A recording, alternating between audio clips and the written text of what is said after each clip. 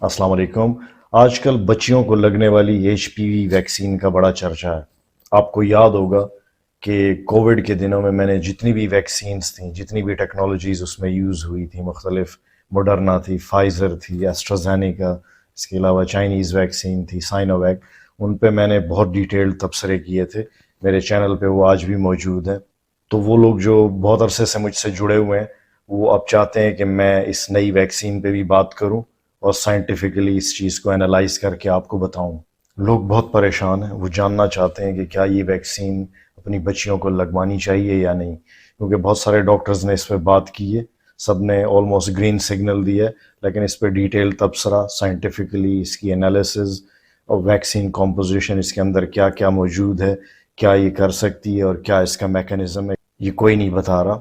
تو چونکہ drug Discovery میری فیلڈ ہے، تو ایک سیر حاصل گفتگو آج ہم اس پہ کرنے والے ہیں۔ تو دیکھیں، یہ ویکسین 15 ستمبر سے پاکستان میں لگ رہی ہے۔ پنجاب اور فیڈرل ایریا کے اندر اس کا آغاز کیا گیا ہے۔ 2026 میں یہ کے پی کے اور بلوچستان میں لگائی جائے گی، اور 2027 میں گلگت بلتستان کے ایریا میں لگائی جانے لگی ہے۔ یہ پلان ہے۔ جن بچیوں کی عمر 9 سے 14 سال کے بیچ میں، اب آپ یہ جان چکے ہیں، ان کو یہ لگائی جائے گی۔ کچھ لوگ یہ پوچھ رہے ہیں کہ ان نوخیز لڑکیوں کو یہ ویکسین کیوں لگائی جا رہی، اس کا کیا ریزن ہو سکتا ہے، عورتوں کو کیوں نہیں لگائی جا رہی؟ تو یہ عورتوں میں بھی لگائی جا سکتی ہے۔ خاص کر اس ایج بریکٹ کو کیوں لیا گیا، 9 سے 14 سال کے بیچ میں کیوں لگائی جا رہی؟ کیونکہ اس ایج میں اینٹی باڈی ریسپانس زیادہ ہوتا ہے، آپٹیمل امیونوجینیسٹی پیدا ہوتی ہے۔ بچیوں کی یہ ایک ایسی ایج رینج ہے کہ اس کے اندر ان کا جسم اینٹی باڈی بہت زیادہ بناتا ہے، کیونکہ ویکسین سے ہم نے بیسکلی اینٹی باڈی اپنے باڈی کے اندر بنانی ہوتی ہے، تاکہ کوئی وائرس یا کوئی انفیکشن بعد میں آئے تو اس کو نیوٹرلائز کیا جا سکے، مارا جا سکے۔ تو یہ ایک ریزن ہے، اور بھی ریزن ہے، میں ساتھ ساتھ بتاتا جاؤں گا۔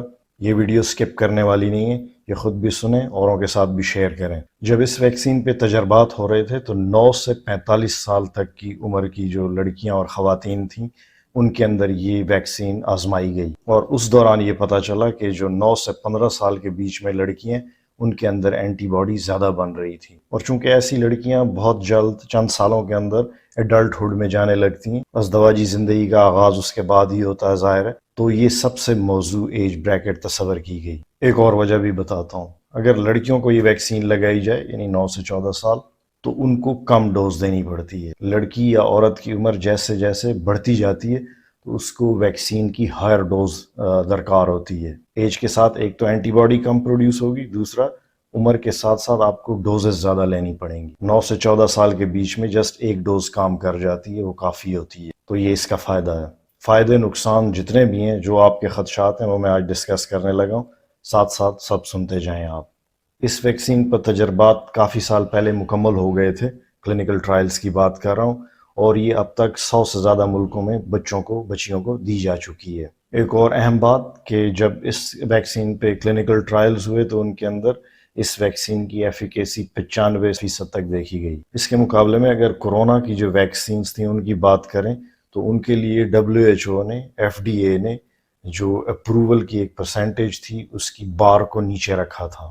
یہ جان کے کیا گیا تھا کیونکہ وہ پینڈیمک تھا، تو یہ سمجھا جا رہا تھا کہ اگر کوئی ویکسین 70 سے 80% بھی کامیاب ہے ٹرائلز میں تو اس کو استعمال کر دیا جائے۔ میرے لحاظ سے یہ انہوں نے رول توڑا تھا، جو کہ غلط بات تھی، لیکن چونکہ ایمرجنسی سچویشن تھی تو اس میں یہ کام چل گیا تھا۔ ہنگامی بنیادوں پہ یہ فیصلہ کیا گیا تھا، کیونکہ وقت کم تھا اور انفیکشن سے لوگ زیادہ مر رہے تھے، تو انہوں نے یہ دھڑا دھڑ لوگوں کے اندر استعمال کرنا شروع کر دی تھی۔ بعد میں کورونا کی ویکسین سے کافی لوگوں کو فائدہ بھی ہوا، لیکن بہت سارے لوگوں کو ویکسین انجری ہوئی، ویکسین کی وجہ سے ان کی باڈی متاثر ہوئی۔ یہ ایک الگ ڈسکشن ہے، پرانی ویڈیوز اس پہ موجود ہیں، آپ دیکھ سکتے ہیں۔ تو ریسرچ میں یہ دیکھا گیا کہ ایچ پی وی جو ہیومن پیپیلوما وائرس ہے، جو بچیوں کی جو بات ہو رہی ہے ویکسینیشن کی، دوبارہ اس موضوع پہ آ گیا ہوں۔ اگر بچیوں کی عمر 15 سال سے زیادہ ہوگی تو ریسرچ کے مطابق ان کو 3 ڈوزز لگیں گی۔ 9 سے 14 سال کے بیچ میں یا ایک ڈوز کافی پڑتی ہے، یا 2 ڈوزز بھی اکثر موقعوں میں لگائی جاتی ہیں۔ یہ بھی موجود ہے ایویڈنس۔ چونکہ یہ ینگ عمر شادی کے قریب آ جاتی ہے تو اس کو اس لیے بھی چوز کیا گیا ہے۔ بچی کچھ سالوں میں ایڈلٹ ہوڈ میں داخل ہونے لگتی ہے اور پھر ازدواجی زندگی کا آغاز ہوتا ہے، تو اس کو اس سے پہلے امیون کیا جاتا ہے۔ تو یہ بھی ایک ریزن ہے، کیونکہ سیکشل انٹرکورس سے پہلے باڈی کے اندر اینٹی باڈی بنانا مقصد ہے، کیونکہ یہ سیکشولی ٹرانسمیٹڈ ڈیزیز ہے. اگر لڑکے کو ہے تو وہ لڑکی کو لگا سکتا ہے، اگر لڑکی کو پہلے ہے تو اس سے لڑکے کو لگ سکتی ہے. عورت سے مرد، مرد سے عورت، دونوں کو یہ لگ سکتی ہے. اور کن لوگوں میں زیادہ لگتی ہے؟ جن کے ملٹیپل پارٹنرز ہوں.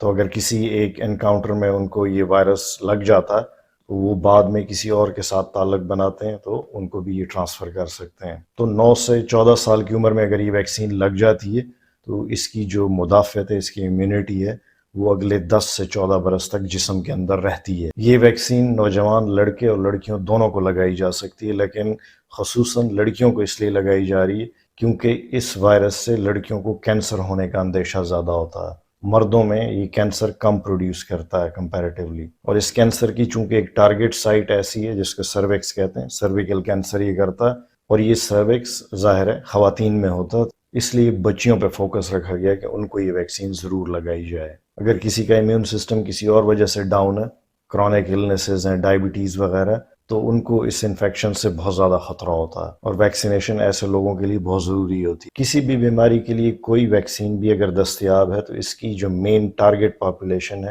وہ لوگ ہیں جن کا مدافعت نظام قدرتی طور پہ اب کمزور ہو چکا ہے، کسی کرونک بیماری کی وجہ سے، فار ایگزامپل ڈائبٹیز کی وجہ سے، یا ان کا جینیٹیکلی امیون سسٹم کمزور ہے، تو ان کے لیے ویکسین زیادہ بہتر رہتی ہے. تو اب بات کرتے ہیں سرویکل کینسر کی، کہ کیا پاکستان میں بھی جو بچیاں ہیں ان کو بھی یہ کینسر ایزیلی لگ سکتا ہے؟ تو یہ وائرس آپ کو اپنے پارٹنر سے منہ کے ذریعے یا ایک دوسرے کے جنسی اعضاء کے ذریعے ٹرانسفر ہو سکتا ہے. اگر ماں کو یہ انفیکشن ہے تو وہ اپنے بچے میں بھی ورٹیکلی یہ ٹرانسفر کر سکتی ہے. یعنی ایسی خاتون جس کو یہ انفیکشن ہے اس کے بچے کے اندر بھی چانسز ہو سکتے ہیں کہ اگر وہ پیدا ہوتا تو اس کو بھی یہ انفیکشن ہوگا. تو ہر آنے والے دن کے ساتھ نئے نئے انفیکشن جنم لیتے ہیں، اور یہ کوئی نئی بات نہیں ہے. پرانے وقتوں میں بھی ایسی وبائیں، ایسے وائرسز موجود ہوتے تھے، جیسے فار ایگزامپل وائرل انفیکشن ہوا کرتے تھے، بیکٹیریل انفیکشن ہوا کرتے تھے، جیسے فار ایگزامپل فلو، ملیریا، طاعون، ٹی بی، جزام، ان سب نے ہیڈ لائنز بنائی ہوئی ہیں. تو یہ آج کل کے دور کی بیماری ہیں،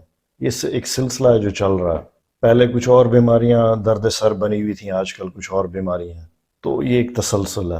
دلچسپ بات بتاؤں، بہت سارے لوگ، مرد، عورتیں، یہ وائرس اپنے جسم کے اندر یہ وائرس لے کے پھر رہے ہوتے ہیں. ایچ پی وی کی بات کر رہا ہوں، ان کو پتہ بھی نہیں ہوتا، لیکن چونکہ ان کا مدافعت نظام اتنا تگڑا ہوتا کہ وہ 2-3 ماہ کے اندر اس وائرس کو اپنی باڈی سے نکال دیتے ہیں، فلش آؤٹ کر دیتے ہیں. تو یہ وائرس مدافعت نظام کے ہتھے اگر چڑھ جائے تو وہ اس کو نکال باہر کرتا ہے. چند مہینے، سال بھی لگ سکتا ہے، لیکن بالآخر اس کو نیوٹرلائز کر دیتا ہے، کک آؤٹ کر لیتا ہے. یہ انفیکشن، یہ وائرس آپ کے جسم میں کئی سال تک، 2 سال تک، 3 سال تک چھپا بھی رہ سکتا ہے، اور پھر اچانک سے نمودار ہوتا ہے، کرونک کنڈیشن ایک بنتی ہے. اور یہ وہ اصل صورت ہوتی ہے جس کی وجہ سے یہ لڑکیوں میں سرویکل کینسر کا باعث بنتا ہے. یہ اکثر وہ لوگ ہوتے ہیں جن کا مدافعت نظام اچھا نہیں ہوتا، کمزور ہوتا ہے. پرابلم یہ ہے کہ یہ ایک بندے کو ہے، یا مرد کو ہے یا عورت کو ہے، لیکن ان کے ساتھ جو بھی کانٹیکٹ میں آتا ہے، جس کی بھی ان سے شادی ہوتی ہے یا اس طرح کا تعلق بنتا ہے، یہ اس کو منتقل ہو جاتا ہے. اور جیسے بتایا کہ یہ ڈاؤن دا لائن ایسی عورت کے بچوں میں بھی جا سکتا ہے. یہ کینسر ان خواتین میں عموماً زیادہ کرتا ہے جن کا مدافعت نظام کمزور ہوتا ہے. اور یہ اب ڈھکی چھپی بات نہیں ہے، آج کل بہت سارے لوگوں کا مدافعت نظام کمزور ہے.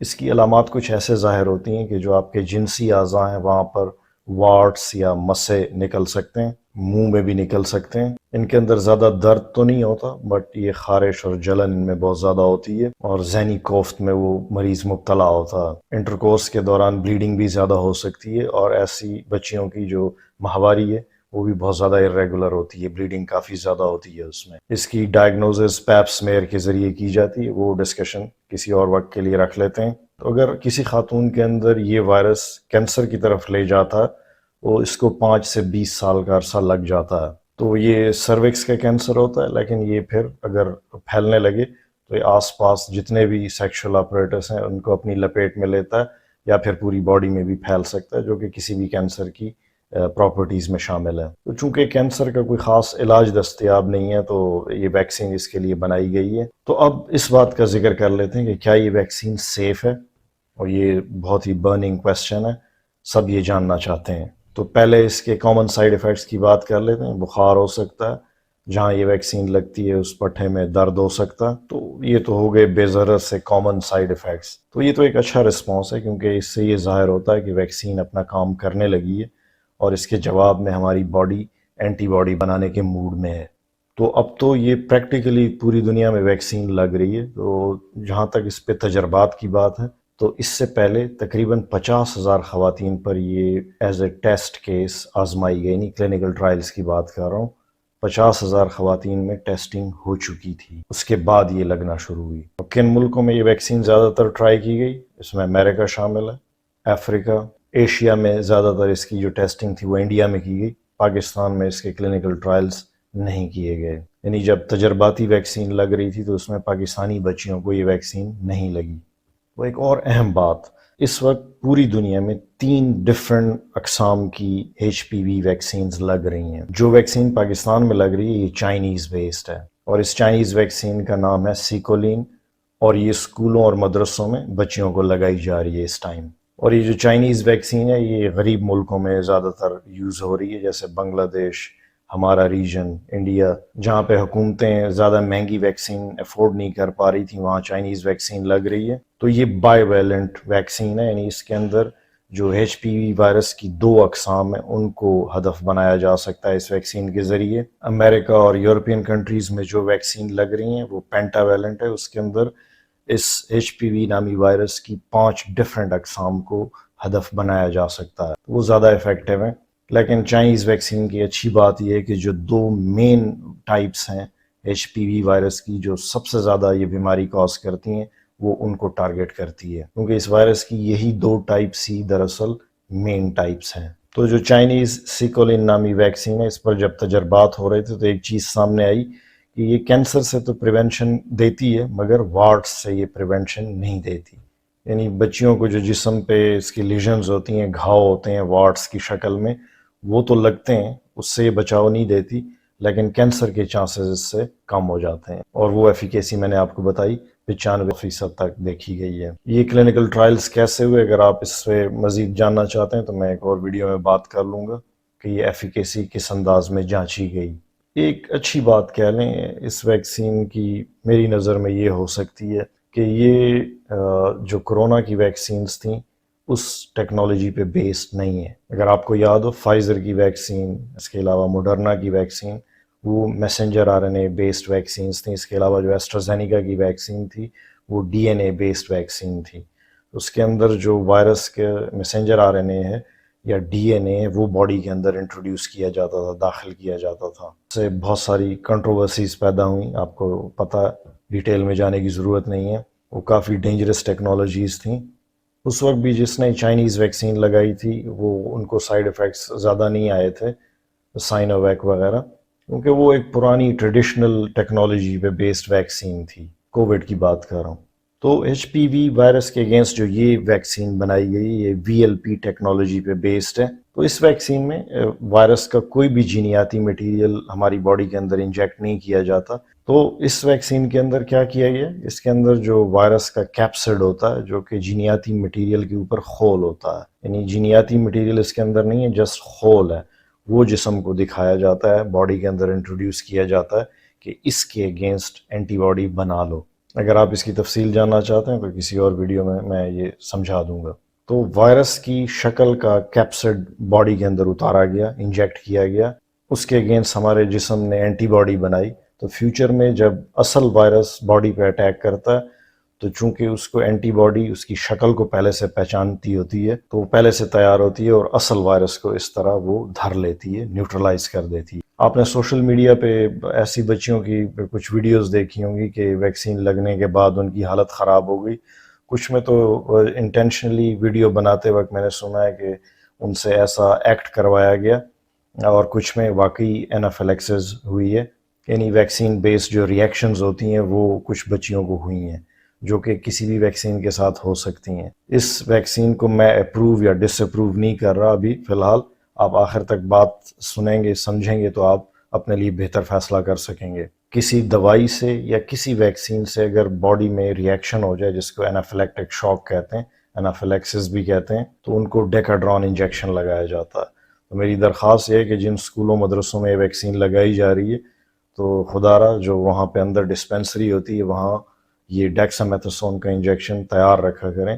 اگر کسی بچی کی طبیعت خراب ہوتی ہے تو اس کی جان بچانے کے لیے آپ نے یہ کارٹیکوسٹیرائڈ انجیکشن ان کو دینا ہے، کیونکہ ویکسین لگنے سے کسی بچی کا بی پی ڈاؤن ہو سکتا ہے، اس کو چکر آ سکتے ہیں، وہ فینٹ ہو سکتی ہے. فار ایگزامپل کسی بچی کا بلڈ پریشر پہلے سے کم ہے، لو ہے، بچوں میں اکثر ہوتا ہے. بچوں میں پوسٹرل ہائپوٹینشن بھی بہت ہوتی ہے، خاص کر گروئنگ ایج میں.